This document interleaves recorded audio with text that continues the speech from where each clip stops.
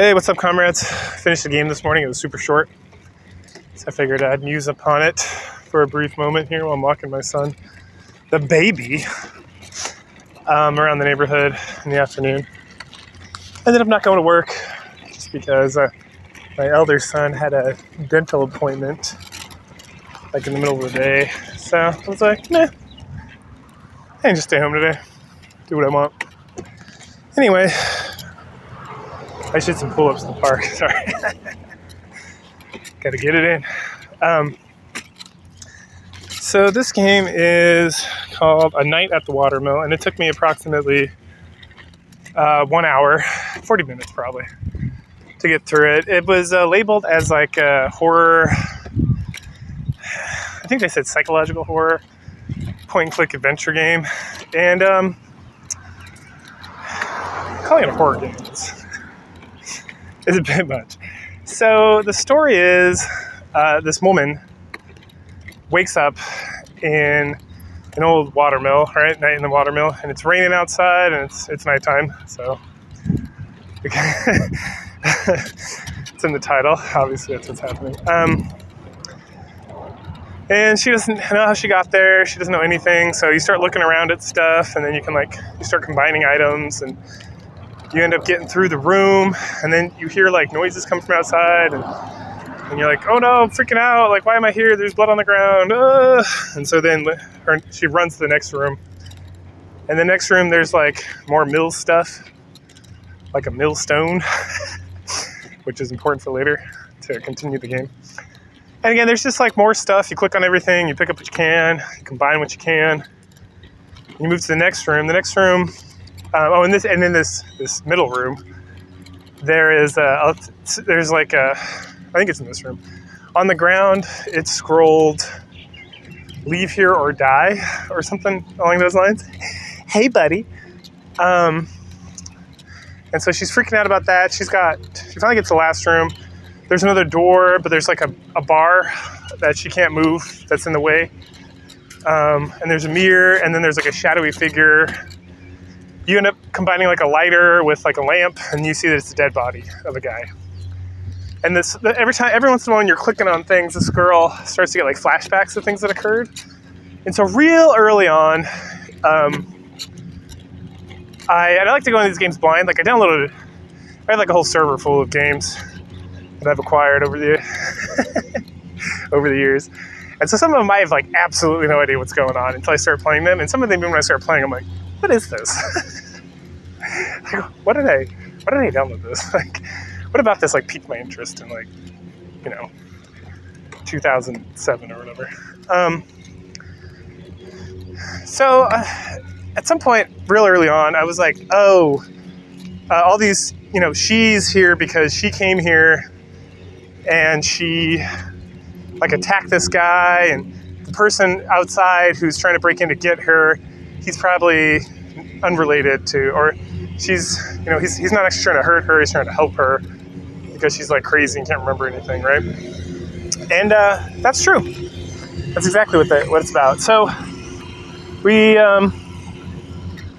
you pick up a saw and you sharpen the saw on the millstone, and you're about to cut through the bar, like the wooden bar that's holding the door shut. And then you hear noises, and then she kind of freaks out and runs away again.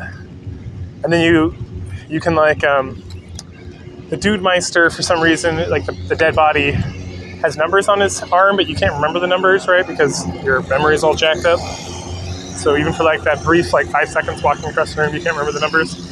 So you have to construct like a pen and paper, and then you write it down, and then you go to unlock the front door, which had a padlock on it from like the first room. And then the game switches, and you're a guy laying on the ground in the rain, and there's a tipped over like ambulance, and he's like, holy cow, what happened?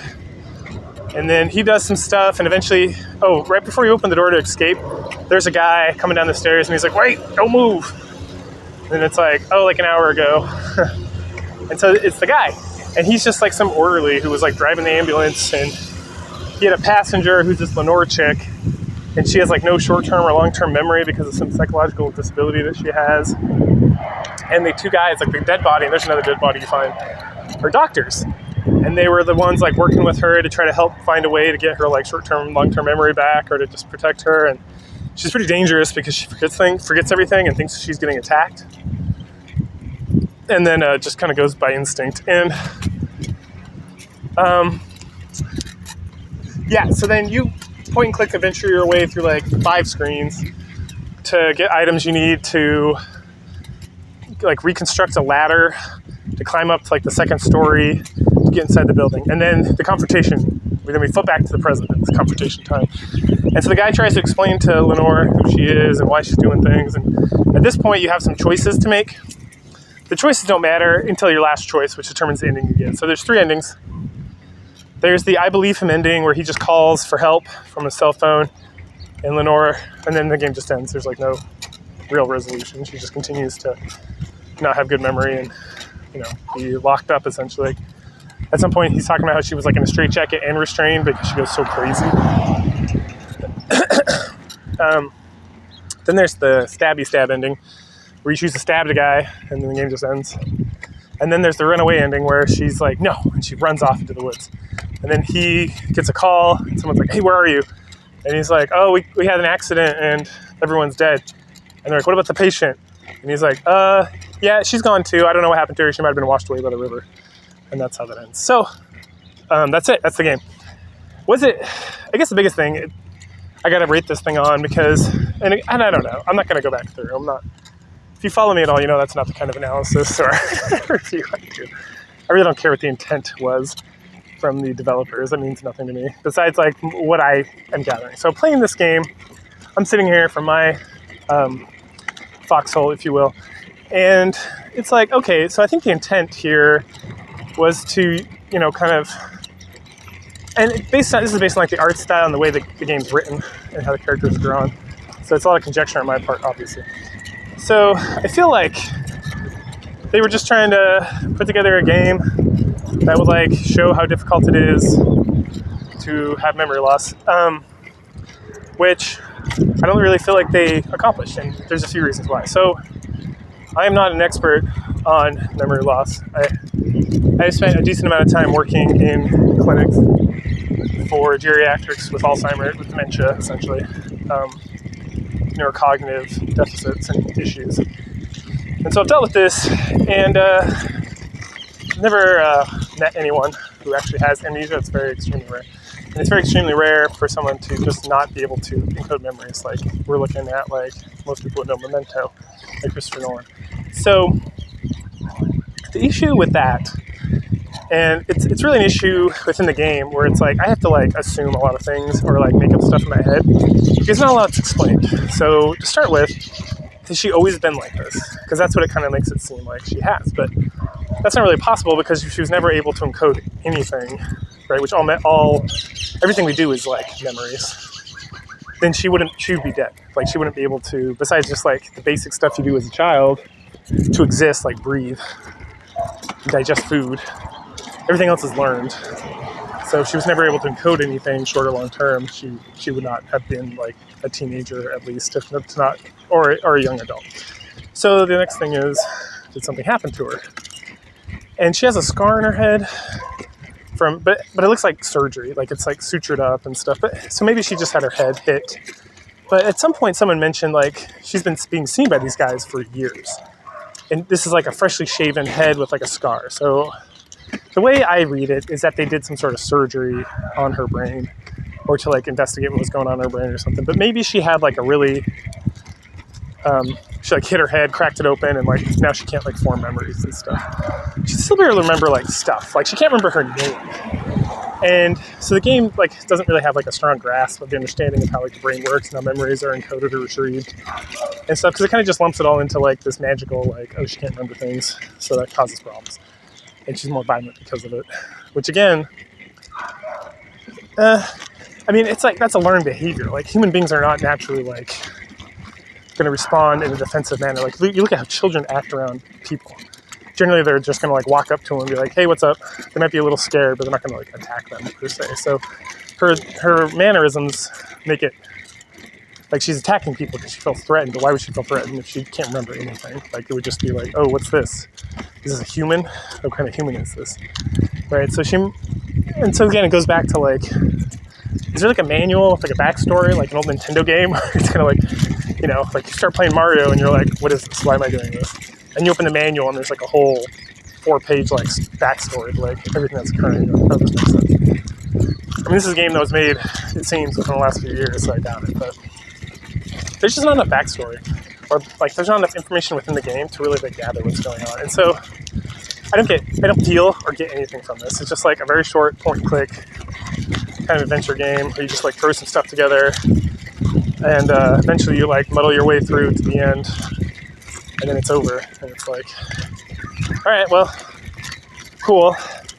And then it's like the ending is the same way. It's you barely spend any time with this character. You don't know anything about like her past history. Like it's maybe these guys were real a-holes to her, but there's not. Like, it's hard to tell. Like maybe.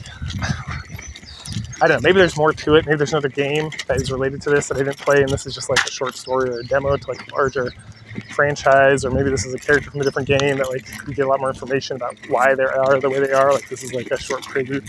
I don't know. It just, there's not enough here, I would say, from like a story perspective to really make me feel one way or the other about anything, right? Or to like really feel like I'm learning or getting anything out of it. And at the end of the day, if like you put together a product and your story doesn't like do anything, and it's not a good story. And then so gameplay wise, it's fine. Like you click on things, and when you click on them, you can pick them up if you can pick them up, or she makes comments about them. But again, a lot of it is driven by those like comments, and none of the puzzles are like that difficult. Mostly because there's not that many choices, right? So all in all, I'd say it's not a very good game at all. It's competently put together. It's not broken. It didn't crash or anything like that. I'm not a fan of the art style, but the art style's fine. It's like a realistic with like very straightforward like palette of colors. But yeah, I mean the biggest sin really is like in the kind of game this is attempting to be. Like I didn't feel anything about the main character or the other characters, and at the end it wasn't even like I was confused because it's crazy and like like trippy or whatever. It's just kind of like, it's like, okay, I get what happened here. I don't know why you're telling the story. It's like, you know, because it's literally like your buddy calls and he's like, hey man, guess what? Like, what's up, man? It's like, bro, I was driving home from work and there was like a red light. So I stopped at the red light and then I saw this guy in the car over. And guess what? I'm like, what, man? He was just sitting there jamming away to music and then he drove off. And my question is, okay, so what's up? Like, why are you calling me? Like, you're not telling me anything. You're just like, it's like you're babbling. And then, cool, bro. No, I gotta go. That was it. And I was, okay. What's the point of that? That's how I feel about this game. It's like, okay, well, you told a story with the beginning, middle, and end, but I don't know why you felt like you needed to tell this story. Like, it feels like there was no reason to tell this story. It didn't mean anything or make me feel any way or make any point. Besides, like, man, it would suck to be able to encode long-term, short-term memories, right? But anyway, cool. That's it. Catch y'all later.